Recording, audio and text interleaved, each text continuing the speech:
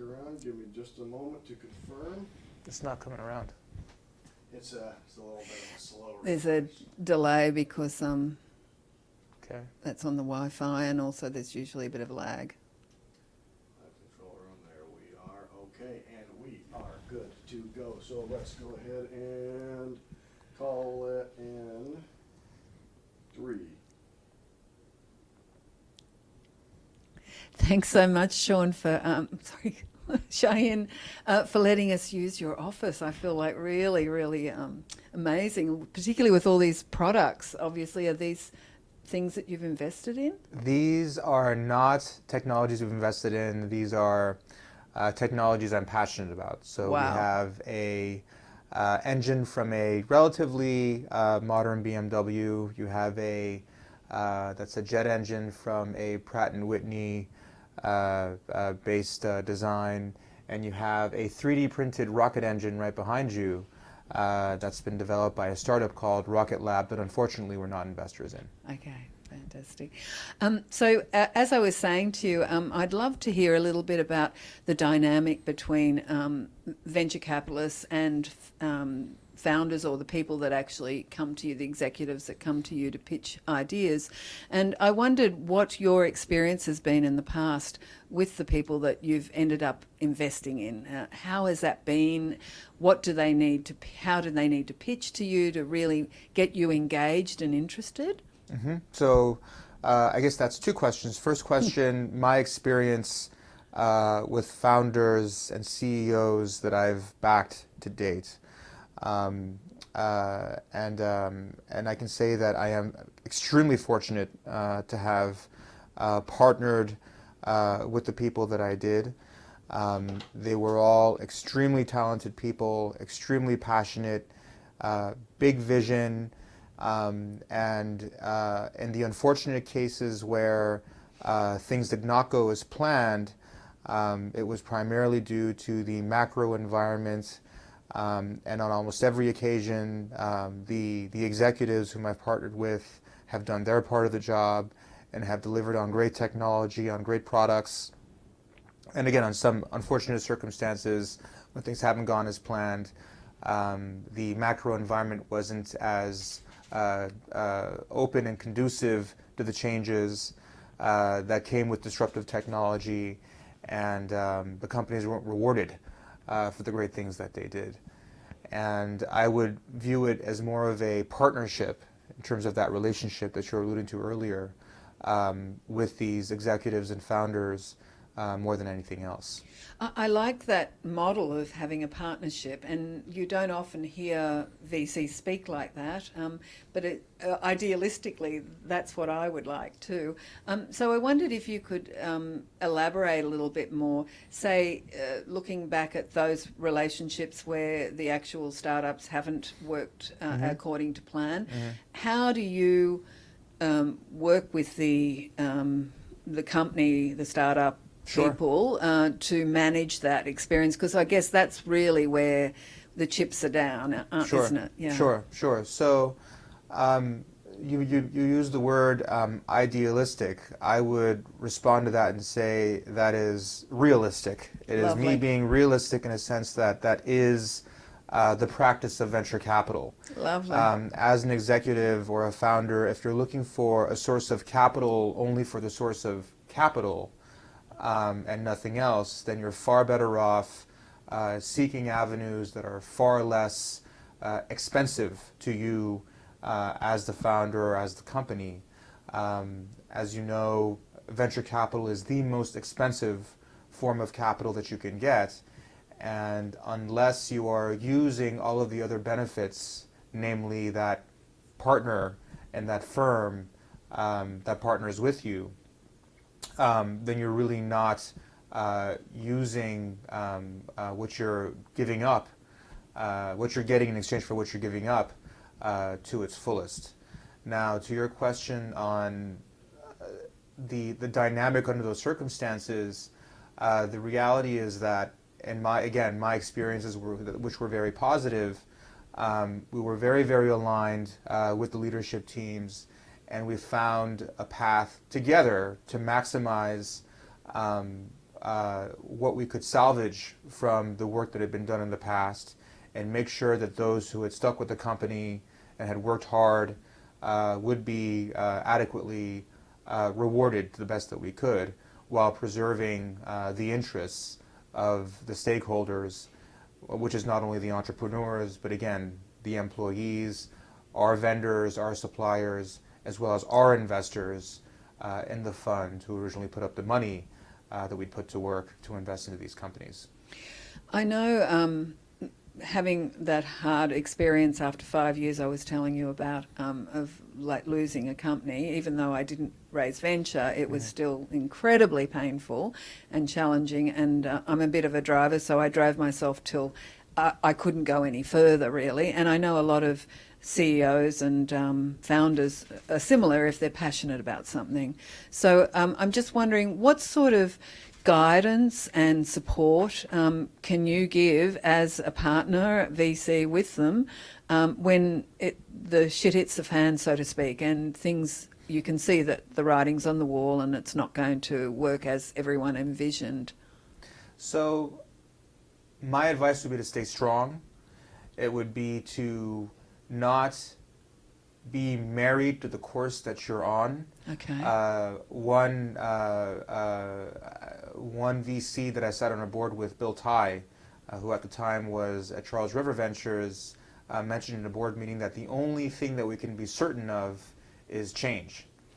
And so my advice to entrepreneurs is to expect things to change as they go in. They should expect competitors to come out of nowhere. They should expect technology not to work as planned. They should expect the market dynamics to change.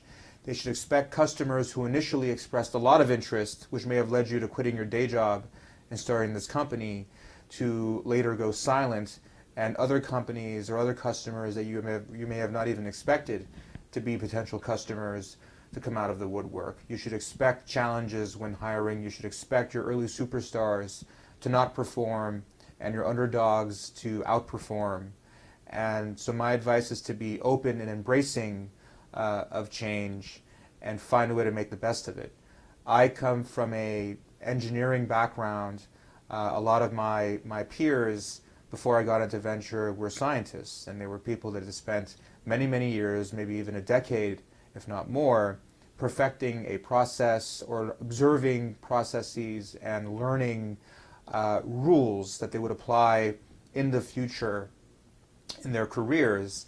And it was very, very difficult to get them to stray from those rules. Well, guess what? When you go into venture, when you go into business, there are no more rules. There are very, very basic fundamentals, but you're in a very, very dynamic environment. So the question is, how do you balance the rules that have, as a technical, let's say, founder, the rules that you've acquired over the long kind of course of a academic career, and then applying them to a very, very dynamic and changing environment. That's really interesting. And what have you learned out of that by I've observing learned, that? Yeah, so to your earlier question, when things go sideways, it's because the changing environment leads to the assumptions that are made early on to no longer being valid. So you make an assumption, you present a thesis, and you raise money in support of that thesis to carry the vision forward and achieve goals. A few things can happen. Either those goals may not be reachable because of some assumptions that were made about engineering and technology, or those goals may no longer be relevant because of the changes that have taken place in the competitive environment. So you may assume that you would be rewarded for presenting a solution to a customer, and you may present that solution, but that customer may no longer be interested in giving you a reward because of some other alternative or because of a lack of motivation on their part, which happens over and over again. So the challenge for the entrepreneur, especially the technical ones, is how can they be dynamic and how can they quickly accommodate these changes to succeed. And a friend of mine, Jason Mendelson, who I know you know, down in Boulder, said to me many years ago that he taught a law class at a university, and he used to teach that it was like a marriage, the founder and the VC. And I'm just wondering, What's it like after the breakup? Like after the company goes down? Like, do you still remain friends? Like, what's your history with that and your observations? Because can sometimes in say, a marriage, you know, yeah. it's sort of like you've been through so much pain that you don't want to see that person again because they equal bringing up all that pain. And I know from talking to other founders who have crashed, either after venture or before, that it's extremely painful on a few levels, financially, emotionally, spiritually. Sure. So how's it been for you? So for me, in my experience, some have gone on to run my other companies. Wow. Others I've worked with in their future endeavors. Wow. So the relationship has always been, at least I'm none of one, but for me at least, the relationships have been great.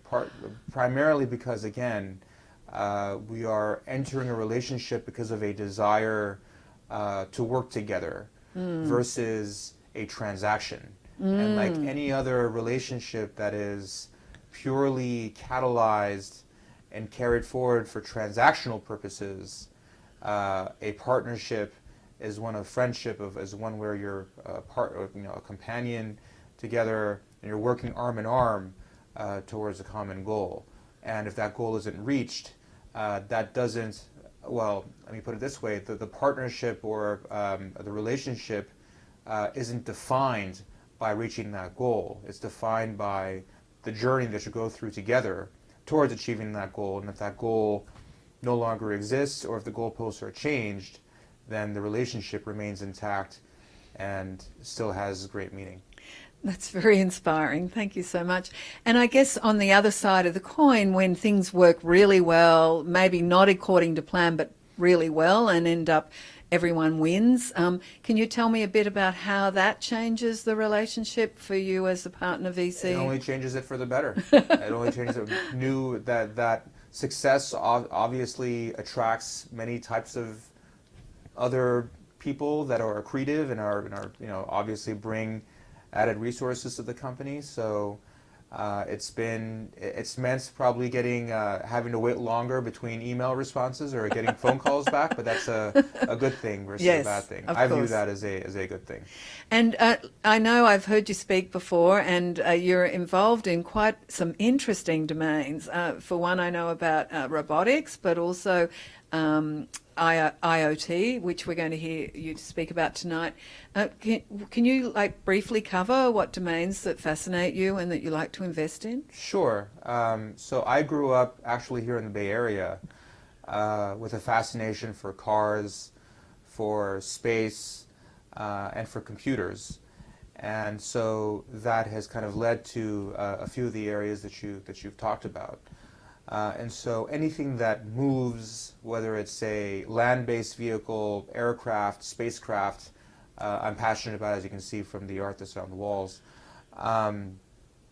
As far as robotics are concerned, I'm interested in not only robotics that are used in factories and in manufacturing, but also robots that potentially could interact with people on a regular basis, as well as robots that would be used in healthcare settings, and basically take away, I would say,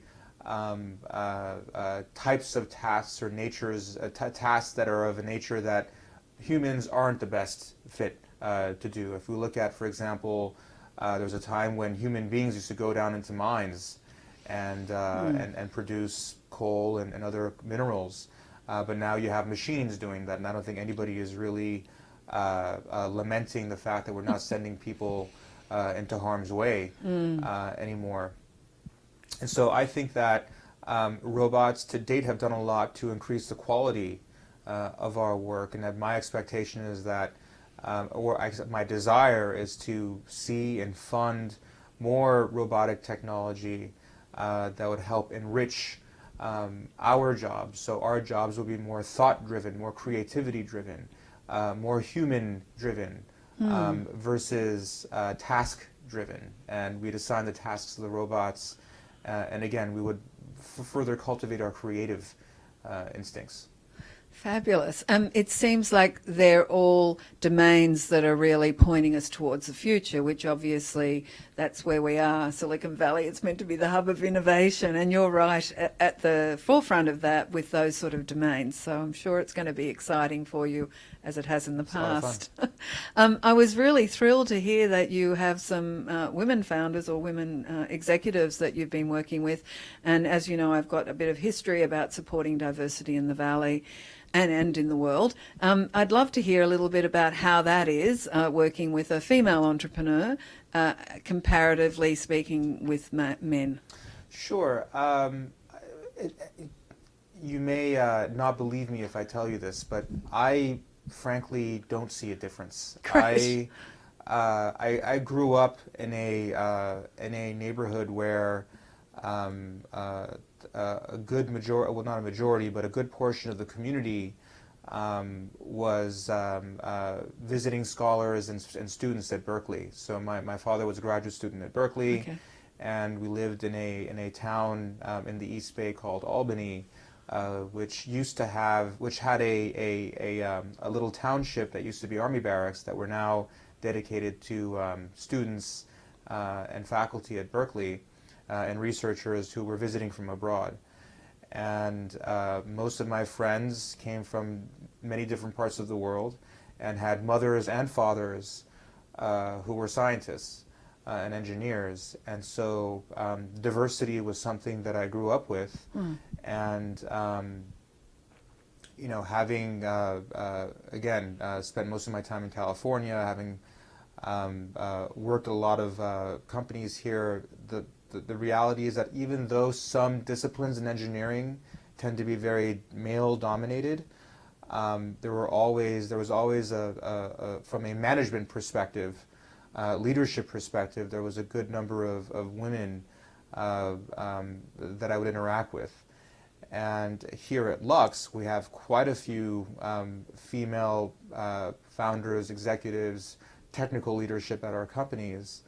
And for me, it's really been business as usual. Now, there are personalities within the portfolio, and those personalities, I wouldn't say those personalities have their roots in gender.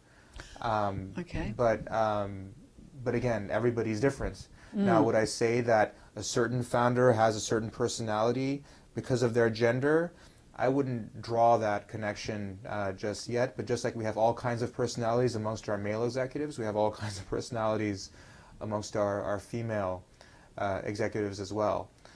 And so I wish I had a better answer for you. That's sort of nice. Something I discovered from my research years ago was that some of the things I hadn't had problems with were issues for women, and that was one of the reasons why women weren't featuring so strongly as entrepreneurs and getting funded. So I think that really what you're saying is sort of the truth, that we all have different personalities. I was raised to be able to do anything that I wanted to do by my father, and some of the women I spoke to felt the same way, and others obviously had a different upbringing. So I think you're right. I think we've all bring to the table. I think the great thing about fostering diversity, and obviously you do that on all levels, is that that's what the market is. Yeah. Why would we not include everyone at the table, no Absolutely. matter what the colour of their skin or their sexual Yeah. preference, you know? So I'm really pleased to hear that. Now, there could be a little bit of, my observation, at least at the portfolio level as a VC, Yes. may very well have an element of survivorship bias, where, well, you have women that have made it here. Yes. Are the women that have made it here representative? At the end of the day, I don't think gender or age or race really even comes into account. Again, when I was doing this, that one female, only happened to be one female, but that one female was treated and was viewed and interacted with everybody else as though they were one of them, again, because of the common interests. Yes, yes, of course. And when you're passionate about something, I don't think there's really any in my mind, I don't think, oh, I'm a woman and I can't do that. It's just I'm passionate about what I do, and then later on I hear that someone might have thought I was a bit weird because I was a woman. But yeah, I agree. Thank you so much. This has been like fascinating. I wondered if you could just briefly, just to finish off, give me an idea of if a founder wanted to come in and pitch you, they realise that you're in the domain, that they've got a product or an idea. What's your advice or suggestions? Sure. So first is to get to know your VC. Okay. Get to know the person you're walking in to meet, because it is going to be that person, again, that you're going to be partnering with. This is not a transaction. This is not a financing that happens, then you walk away with the money. It's the beginning of a relationship. And just like how you don't walk into any situation where there's going to be a long-term relationship, you don't walk in there without any background. So my advice would be to get to know what this person's invested in, what their interests are, what their passions are. Like your friends, for example, at Foundry, most VCs, taking a lesson from their playbook, from their success, most VCs nowadays are prolific writers. So I think it's very easy to Google and get to know that person, whether from their tweets or their blogs, as to what they're passionate about. So first takeaway, get to know the person that you're meeting, and look at them as a partner, not as a facilitator of a transaction, because this is certainly not a transaction. I really like that. I would say also, as it relates to the actual dialogue, expect your counterpart to know, expect I wouldn't say counterpart, but your partner to know, have some sense as to what you're doing. If you view them as completely unprepared, that should tell you something about their interest level and their ability to really partner with you. So in a sense, kind of test them to see how knowledgeable they are about the general topic and how much they know about you. And if you feel like as if there isn't a lot of interest on their end to get to know you as a person, what got you passionate about what you're doing, and what it is that you're doing, I would view that as a little bit of a red flag. As it relates to actually communicating the opportunity, I would say, first of all, communicate the opportunity, share the opportunity as though they don't know anything, because they'll be gauging you as to how well you present the opportunity to others who do not know anything about the space or about the technology or about the prospects of the business. And when you are presenting, make sure that you present a very, very strong understanding of two things: of the alternatives that exist in the market on the supply side, or quote unquote your competitors, and a very, very solid understanding as to who the customer is, and what the customer's motivations are, and the dynamics as to how you plan to engage the customer and effectively build your business, and the metrics associated with your business, and the levers that you plan to push and pull in order to guide or to affect the metrics of your business. So to come in there and just present a view and say, there's this big problem, and we have this silver bullet to solve it, and if you give us money, we'll put this thing online and it'll sell itself. That is a very, very naive plan, in my opinion. And so get to know your customer, get to know your market, really understand product. And product is not technology. Product is a technology or a solution that's packaged that can solve a customer's problem. Be prepared. Okay. And just quickly, when do you know that you really want to invest in someone? At what point have you seen, there's no going back for you? So, first of all, I want to get really excited about the opportunity. I want to get really excited about working with that individual. We here at Lux work as a partnership, and so I would very much like also for my partners to get excited about the opportunity. And in the event that they don't get as excited as me, I want to have a very concise thesis that I could effectively communicate with them and get them excited about it. So A, it's the vision. B, it's the unfair advantage. C, it's the founder that not only myself but others would want to work with. Keep in mind that the fact that I want to work with that executive is an indication that other superstar talented people would leave their high-paying jobs and abandon their options to come join this company. It means customers will take a risk on them. It means partners who can otherwise sell stuff to Apple, sell stuff to Google, sell stuff to name your blue chip company would be willing to do business with you, rinky-dink company. So all of those factors really come into that entrepreneur. For you. And so it's pretty quickly then, I would imagine, once you engage with that person, that you know that you will run the gauntlet for them until you can't anymore. Okay. Yes. That's fabulous. Well, good luck to all those entrepreneurs that come to meet you. Thank you so much, Shahin. This has been delightful, I have to say, and I've learned quite a lot. Thank you. Thanks for having me.